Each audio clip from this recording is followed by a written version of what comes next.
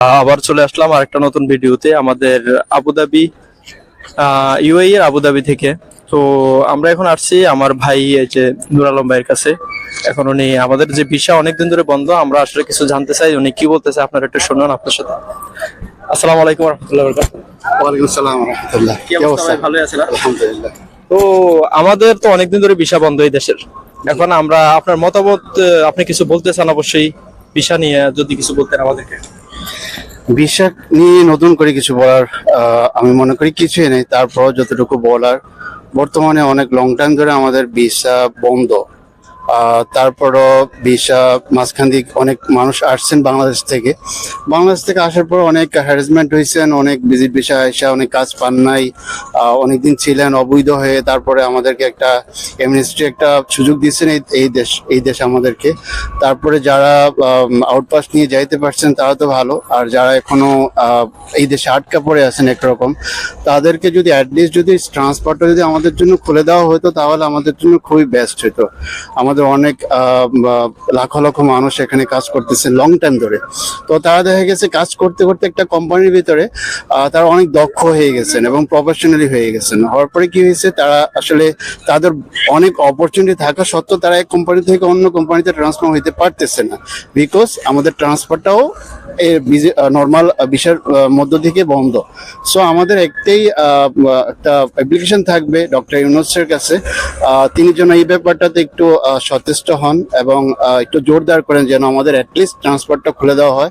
যারা আমরা এখানে মিডল ইস্টে এখানে যারা অবস্থান করতেছি তাদের জন্য যদি একটু সুযোগ হয়, অন্য কোম্পানি থেকে এক কোম্পানি থেকে অন্য কোম্পানিতে যাইতে পারলে আমাদের অনেক একটু উপকৃত হবে এবং খুব ভালো হবে আমাদের অনেক মানুষের জন্য।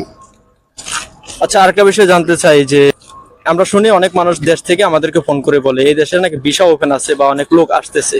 এই বিষয়ে যদি আপনি কিছু বলতেন, আসলে কি এই দেশে ভিসা ওপেন নাকি বন্ধ আছে? ভিসা আসলে কিছু ক্যাটাগরিতে ভিসা ওপেন আছে, যেটা আমি লক্ষ্য করলাম কিছুদিন। যারা ফ্রি জোন ভিসা করতেছে তাদের ভিসা হচ্ছে এবং হাই প্রফেশনাল ভিসা গুলো হচ্ছে। আচ্ছা, আমি যতটুকু জানি যে যে প্রিজন বিষয়গুলো হচ্ছে এগুলো শুধু inside the country, not outside country. Yes. বাইরে থেকে কেউ আসতে পারতেছে না, যারা এই দেশে আছে তারা এই যে এই প্রিজন বিষয়গুলো করতে পারতেছে। আমরা জানি যে আউটসাইড দেশ থেকে আসতে পারতেছে না নতুন কোনো লোক। এখন আমরা অনেক দালাল বা এগুলা যারা ভিসার ব্যবসা করে তারা এগুলা নিয়ে অনেক ভিডিও করে, আমরা বা আমাদের দেশ থেকে অনেকে ফোন দেয় যে ভিসা খোলা। কিন্তু আপনি কি এই সম্বন্ধে কিছু জানেন কিনা? ওই যে না, যতটুকু অ্যানালাইসিস করে জানতে পারলাম বা অনলাইনে যতটুকু আমাদেরকে আসলে প্রচারণা চলতেছে, সেই দিক থেকে আমি যতটুকু জানি ইনসাইড দ্য কান্ট্রি শুধু হাই প্রফেশন ভিসার জন্য অ্যাপ্লিকেশন করা যায়। আসলে আউট অফ দ্য কান্ট্রি আসলে বর্তমানে আমি যতটুকু আমার অভিজ্ঞতা থেকে বলতেছি, এখনো কেউ এসে ভিসা নিতে পারে নাই এখন অবশ্যই। আচ্ছা, তো এর ভিতরে আমরা আরেকটা বিষয় যে এখন আমাদের বর্তমানের আমরা যে প্লেন টিকিট সম্বন্ধে যতটুকু আমরা জানি আমাদের দেশের, বিশেষ করে আমাদের এশিয়ার ভিতরে পাকিস্তান, শ্রীলঙ্কা, ইন্ডিয়া, আমাদের পার্শ্ববর্তী দেশগুলো যারা আছে ওইখানে অনেক কম ভিসা টিকিটের যে দামগুলা, আমাদের দেশে অনেক অনেক হাই। কিন্তু ওইটা সম্বন্ধে আপনি কিছু বলবেন?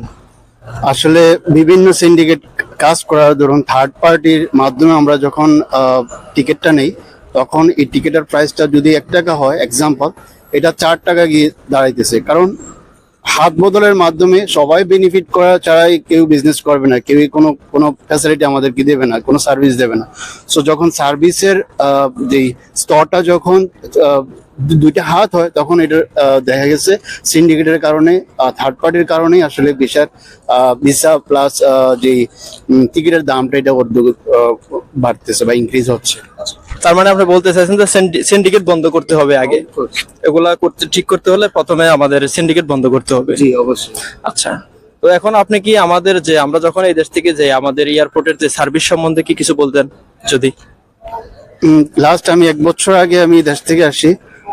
তো যতটুকু আমি অ্যানালাইসিস করি, একটু একটু করে ডক্টর ইউনূস একটু এটাকে আপগ্রেড করার জন্য চেষ্টা করতেছেন। উনি তো বেশি দিন এখনো দায়িত্বে আছেন, যতদিন আছেন উনি চেষ্টা করতেছেন ওনার জায়গা থেকে বেস্ট কিছু আমাদেরকে দেওয়ার জন্য। তো আমরা আমাদের আরো চাওয়া পাওয়া আছে সরকারের কাছে, ডক্টর ইউনূসের কাছে, যেন তিনি আমাদের জন্য আরো কিছু আপগ্রেড করেন, যেটা আমাদের জন্য পাসপোর্ট, ভিসা ট্রান্সফার, ভিসা, নতুন ভিসা, এসব কূটনীতি কথাবার্তার জন্য যেন সরকারের সাথে আসা, এখানের গভর্নমেন্টের সাথে এসে যেন কথাবার্তা বলেন, তাদের সাথে বসলে এটা আমাদের জন্য খুবই ভালো হবে। ওকে ভাই, ধন্যবাদ। আপনার সাথে কথা বলে অনেক ভালো লাগলো। ইনশাআল্লাহ ভালো থাকবেন। ওকে, থ্যাংক ইউ ভেরি মাচ। আপনারা অবশ্যই আমাদের ভিডিওটা সম্পূর্ণ দেখবেন, এমনকি ভিডিওটা দেখার পরে আপনাদের মন্তব্য জানাবেন কমেন্ট বক্সে, আর অবশ্যই ভিডিওটা শেয়ার করবেন। আমরা প্রবাসী নিয়ে কথা বলতে চাই, আপনারা যদি আমাদেরকে উৎসাহ দেন আমরা অবশ্যই আরো সামনে আগায় যেতে চাই।